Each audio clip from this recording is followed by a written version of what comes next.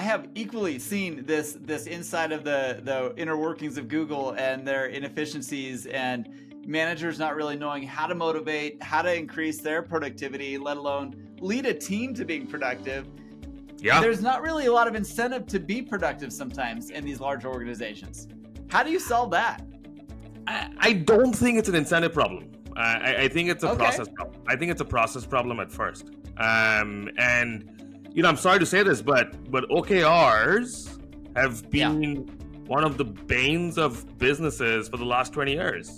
And OKRs were built to help businesses streamline what they achieve, but then they got gerrymandered into being used for individual goals. And actually, most of our customers have tried and failed OKRs.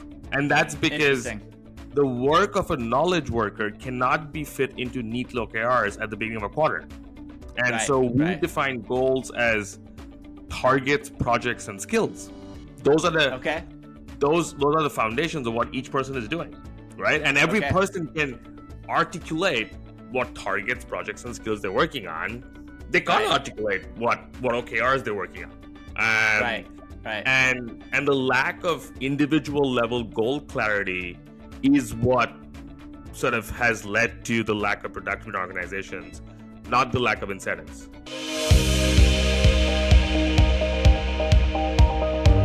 Hey, welcome back to the show. And today I'm super stoked because we've got not only a tech, but a service provider doing some amazing things. Projjal, would you please tell us who you are and what do you do? Cool. I guess at this point I'm a father and a husband above all else, but I'm also a tech CEO, a CEO coach, and an angel investor who commutes between Singapore and the Bay Area and is very focused on helping knowledge workers find their full potential. I love it. I mean, I hear the commute from Singapore to the Bay Area is about the same as going from South Bay to Sacramento. Is that about right? There you go. There's just different modes of travel, but about the same time. That's awesome. All right, so talk to me. So you do a lot of work in the Bay Area.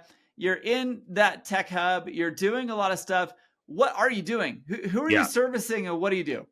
Yeah, so I run a company called Onloop, and today we work largely with venture and private equity-backed tech companies and creative agencies to help their businesses sort of get the most out of their people. And a large part of that is sort of giving managers both a framework as well as a product that allows them to do all the things a manager should be doing in a frictionless manner. So the way that sort of health got revolutionized by fitness apps, and I see the Apple Watch and the Oura Ring. I think what those products have done is that it's helped break health down into diet, sleep, exercise, and help people build micro habits. And we do the same thing for managers because ultimately being a manager is managing motivation, managing someone's goals, doing enough feedback, and helping them grow. And it's not rocket science. And a lot of consultants and gurus have tried to complexify leadership and management to sell consulting work. No offense, Todd. But we try and demystify that and make that as simple as possible, so that every manager can do it, and maybe potentially in the future even AI can do it, and we'll need fewer managers. So I'm totally with you. I got to tell you, like the most common theme I've ever dealt with on this podcast that I hear from people is their biggest challenge to growing and scaling their business is their people. And when you're talking about working with mid-level managers, and I love your analogy and your parallel to health and nutrition. We are watching our metrics, we are watching our steps, we're watching all these things, but what are we doing to improve our managerial health? I love this. No, thank you. And listen, I think that I came at this from a problem, right? I've never worked in HR a day in my life, but I've sort of grown and scaled teams in a variety of contexts. I spent 3.5 years at Uber before I started Onloop, and sort of saw that company sort of go through a lot, good, bad, and ugly. And I was just constantly frustrated as to Yeah. why sort of, our communication tools and project management tools got a ton better, but I had to sit in Workday and Reflective and fill up forms every few months, and I'm like, this Right. is the dumbest thing ever. And there has to be a better way of Right. doing this, and that's how Onloop was born. I love it. I love it. Now, I have equally seen this inside of the inner workings of Google and their inefficiencies and managers not really knowing how to motivate, how to increase their productivity, let alone lead a team to being productive. Yeah. There's not really a lot of incentive to be productive sometimes in these large organizations. How do you solve that?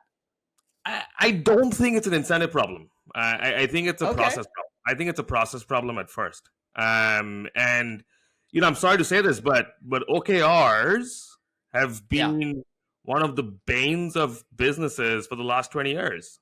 Right. And OKRs were built to help businesses streamline what they achieve, but then they got gerrymandered into being used for individual goals. And actually, most of our customers have tried and failed OKRs. And that's because Interesting. the work of a knowledge worker cannot be fit into neat OKRs at the beginning of a quarter.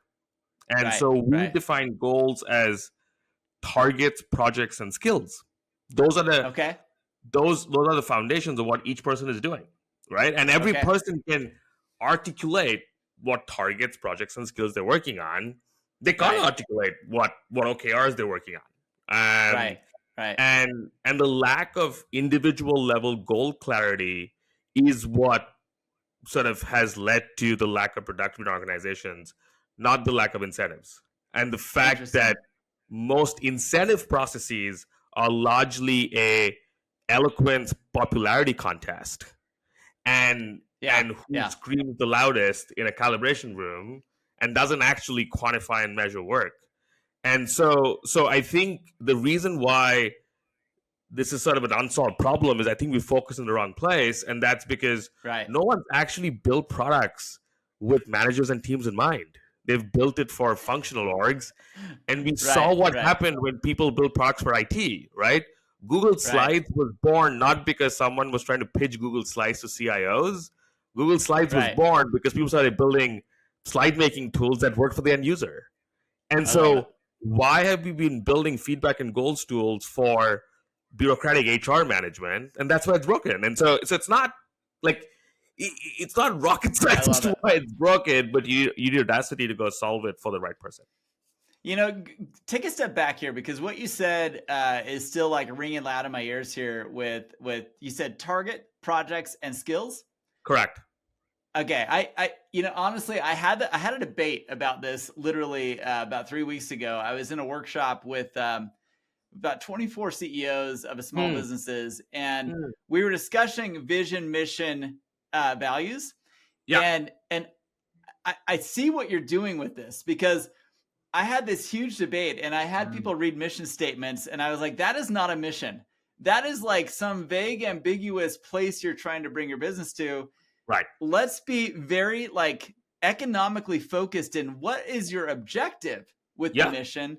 Yeah. And I think that's exactly what you're trying to say, is that there's targets, right? I mean, you're essentially reshaping that terminology. Instead of saying this broad vision and these broad mission statements that don't really drive you to action, and then values, they are skills. They are what do you need to be actively doing to hit your targets with projects, right?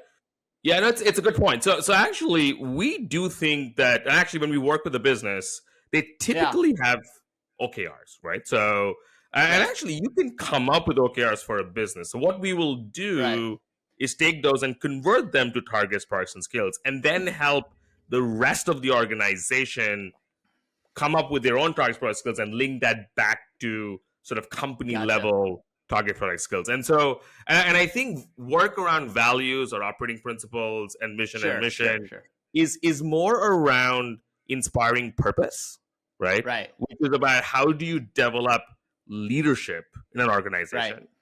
And then targets, products, and skills are about how do you then manage that to get to the same level. And people also use those words interchangeably, right? Sure. And vision, mission, and values are much more in service of leadership. Yeah. And defining targets, products, and skills are much more in service of management. Right. Right. I love it. I think what you've done here is awesome. I think that No, thank you. honestly, the debate that I was having, it almost got confrontational. I'm just kidding, but it was actually very funny because we were dealing with people who felt like, hey, I've done a good job of building a mission statement or putting my team on a mission, but in actuality, they did set a good Yeah. vision, Yeah. but when it comes to fulfilling projects, a good manager cannot be a great manager unless they are project centered and they are fulfilling and hitting objectives. Totally. And Totally. what does your app do? And how are you making this happen? And how are you helping that facilitate that? Yeah, I think the thing that's been most broken about other products that have tried to solve this problem is that the input layer is a complete nightmare, right? So Love it. so Yeah. so people absolutely hate spending any time with it. So it's like taking an obese population, telling them to work out, and then like actually the only gym in town is like full of mold and dusty, and like but like go work out there because it's like good for you. People are like, no, I hate this. And so right from the start, we were like, listen, Onloop needs to be mobile native. It needs to be beautiful, and it needs to be something that we want to spend time in. That's number one. I think the second is that applied AI is a game changer. And the reason why applied AI is a game changer is that we can take people's sort of unstructured thoughts, observations, and conversations, and then convert that into structure that serves management. And so we came up with our own framework that we call collaborative team development around the core hierarchies of what a manager needs to manage. So at the base of it is each team member's energy. The next layer is goals, targets, products, and skills. Then 2 layers of feedback, so celebrate feedback and improve feedback to identify superpowers and blind spots. And then finally, continuous learning and growth. Right. And then we make sure every manager and team member is providing inputs along those 5 layers and doing that in a hierarchical manner. And when there are gaps, sort of nudging them to carry on. And so with that process, you can then run that on autopilot. We sort of take inspiration from the readiness score and the recovery score to come up with a clarity score. So sort of what clarity is your team operating in? And what sort of next steps can you take to increase the clarity?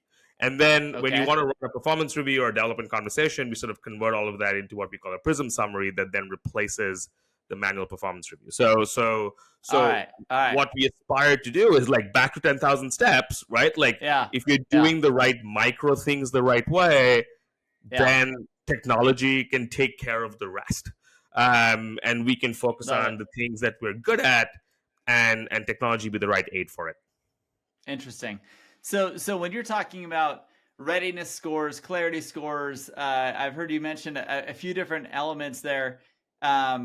Where are you getting these scores from? How are you developing a readiness score, for example? Yeah. So listen, I think around those 5 layers, you just break that down into proportions, right? So we assign 20% weightage to having your battery in a good place, right? So if you're like, think about this as a person, as an iPhone, right? Like you can operate at 30% battery, but if you don't charge it fast enough, that's going to die. So that plays a role, and that's 20%. The next 40% is goals. And do you have enough goal clarity? And do you have the right number and the right granularity of goals? Then 30% is feedback. And then the remaining 10% is continuous growth. And then we set up an algorithm around sort of where we want each of those layers to be. And then the more foundationally things are broken, the more sort of next actions are focused on the bottom layers of the pyramid. But sort of if you're doing really well on how you're tracking on motivation and productivity, then we focus on driving continuous growth and sort of recognizing that every individual is in a different place on that hierarchy in terms of what their needs are, and that can change week on week, month on month. That's not necessarily static either.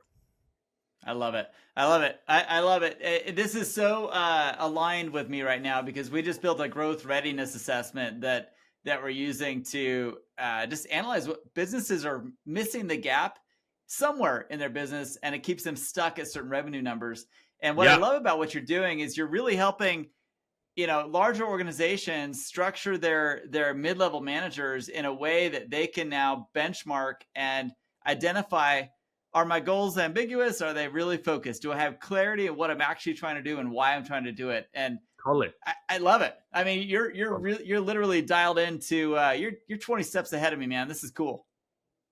Nah, I mean, and it's really starting to come together. So, one of our customers is a company called Seek Now, that's out in the Midwest, and it's an insurtech company that's venture backed, about 300 odd people. And we sort of met their VP operations, and they were like, we have no idea how to make sure stuff trickles down through the org, right? Like we know what the high level goals are and where we want to go, but we can't sort of see how that fits into the org end to end. And we'll talk about growth in a second, but one of the things I've absolutely loved is sort of growing our business through outbound, because when you meet strangers, they have no incentive to help you out or do anything because they're a friend. So you either solve their problem or don't. And so when you take complete strangers and solve their problem successfully, then you're onto something.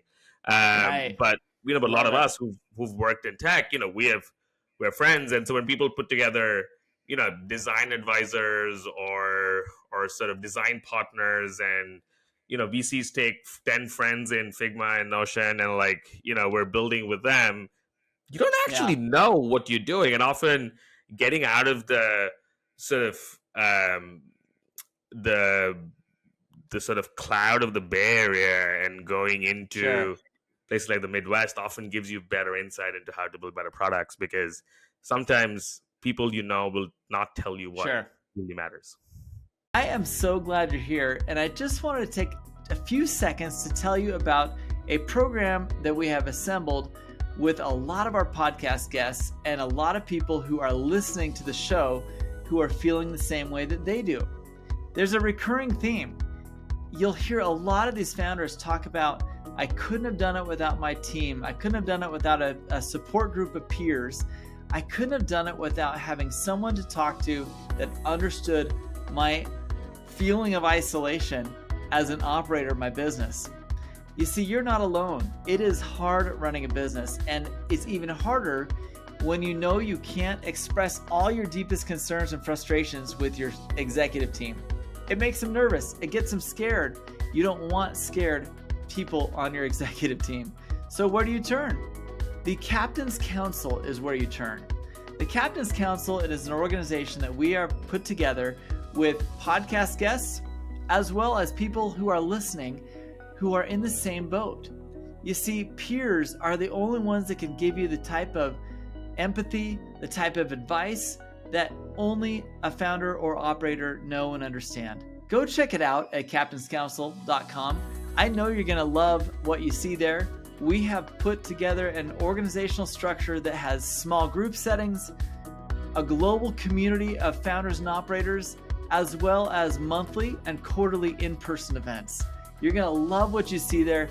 I can't wait for you to check it out and enjoy the rest of this episode. Yeah, no, very fair statement. And having worked in both parts of the country, I can tell you definitely you're going to get a lot of different feedback from the Bay Area than you are from the Midwest.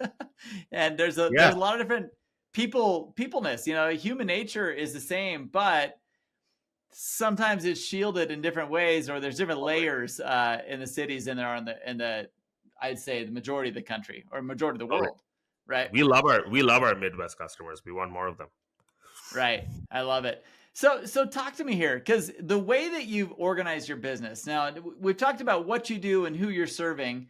Talk to me about your structure, because most of the time when I see a product like this, it is a tool, and you're saying that you are a tool and a service. Talk to me about that decision and why you opt to do that versus just, hey, we want to help facilitate other people doing these things with our tool versus you doing the whole thing.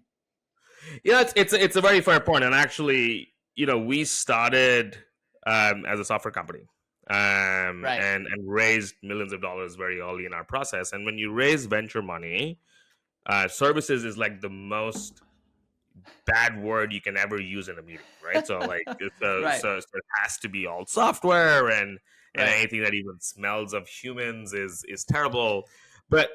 But what you realize is if you're driving organizational change or culture change or any of those pieces, there is a journey you got to take companies on, right? And Yeah. actually, one of the dirty secrets of enterprise SaaS Yeah. is people signing 100K contracts early on, sort of calling it software, but it's actually a lot of hidden services, sort of Right.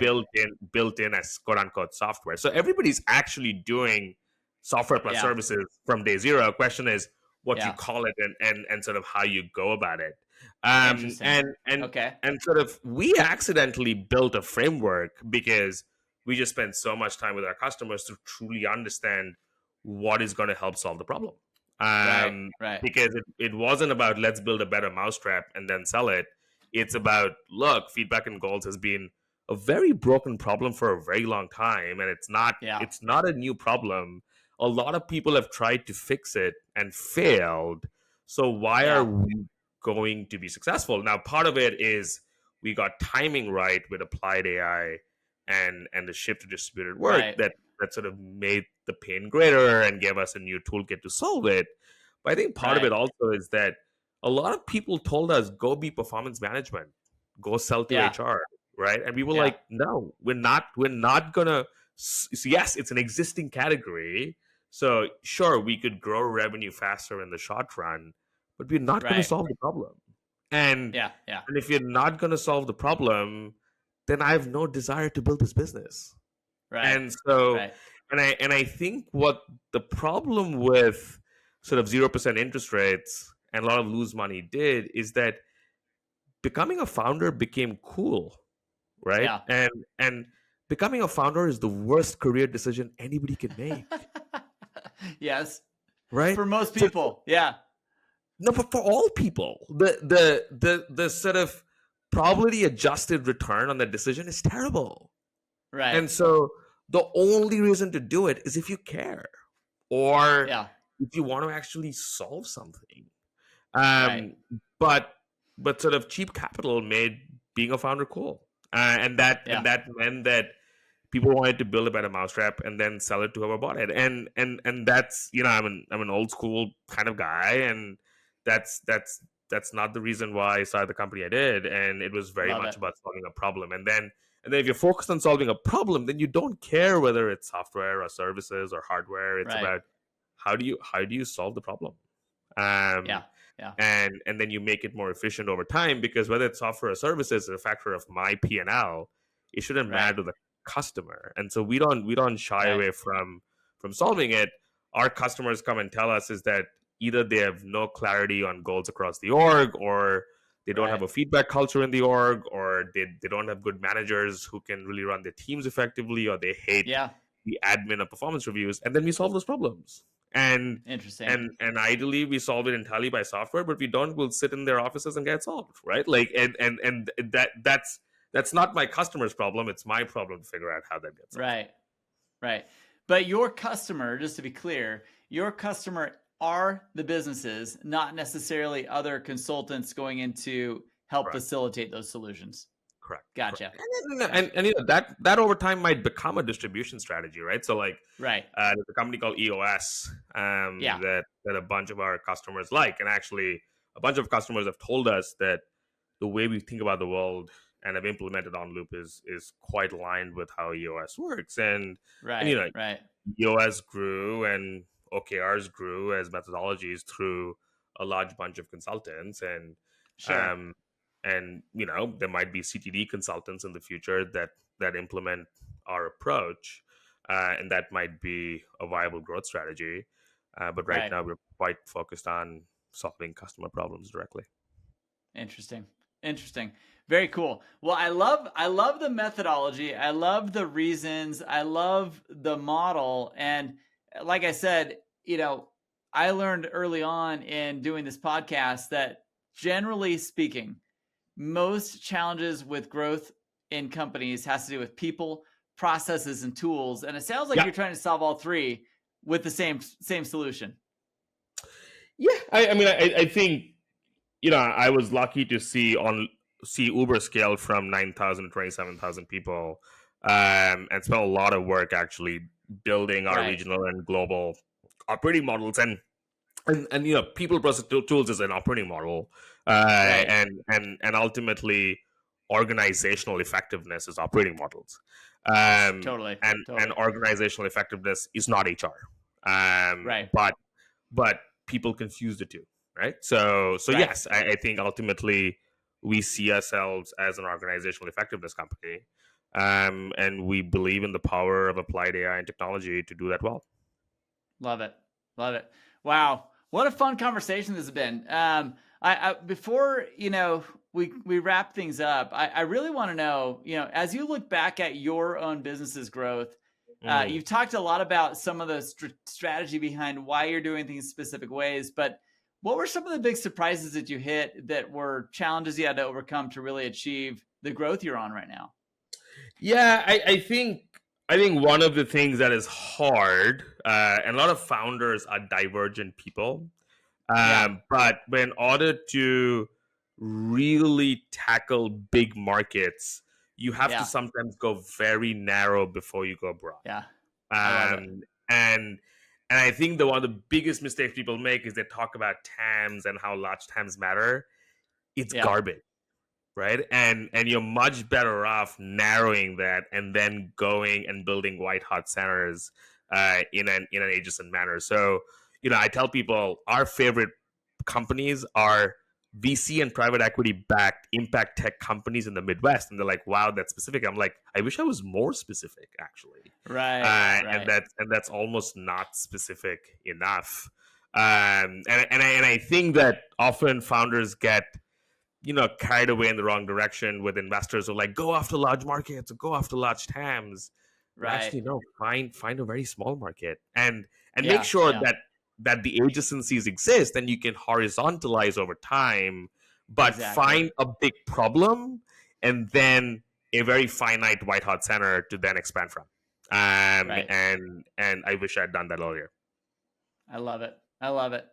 That's such good advice. And we talk about this quite a bit in growth strategy sessions that we run is very much, understanding who your ICP is and then really diving in to make it more narrow and before you get large, because it's just it is such a valid point. When you're speaking so broadly, the people aren't hearing you correctly. And yet when you speak very focused, people are like, yeah, that's my problem.